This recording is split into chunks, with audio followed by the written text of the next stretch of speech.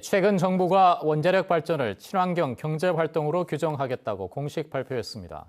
하지만 앞서 같은 결정을 내린 유럽보다도 후퇴한 안전 기준을 적용해 부산을 비롯한 원전 지역의 반발이 커지고 있습니다.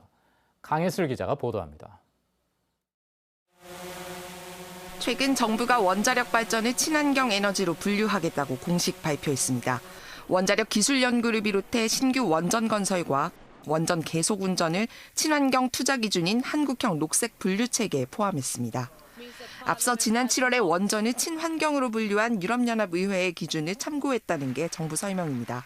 이번 원전 경제활동 추안은 EU 텍소노미를 참고하되 국내 여건을 감안하기 위해 산업계, 학계, 전문가, 시민사회 등으로 구성된 세부 협의체, 관계부처 등의 다양한 의견을 수렴하여 하지만 원전을 친환경으로 분류하기 위한 안전 조건은 유럽연합보다 후퇴했습니다. 유럽연합은 2050년까지 고준위 방사성 폐기물 처분장을 마련해야 한다고 못 박았지만 환경부는 건설 시점을 구체적으로 정하지 않았습니다.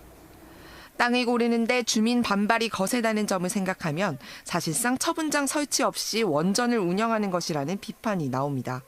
또 고온에서 화재 위험을 줄이는 사고 저항성 해결료도 2031년부터 쓰는 것으로 정했는데 유럽연합보다 6년이나 늦습니다.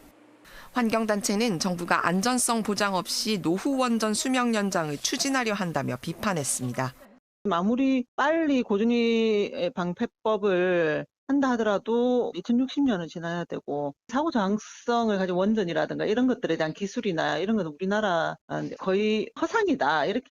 이런 가운데 원전 반경 30km 안에 사는 부산과 울산 주민 290명이 고리 유호기 수명 연장을 반대하며 공청회 개최를 요구하고 나섰습니다.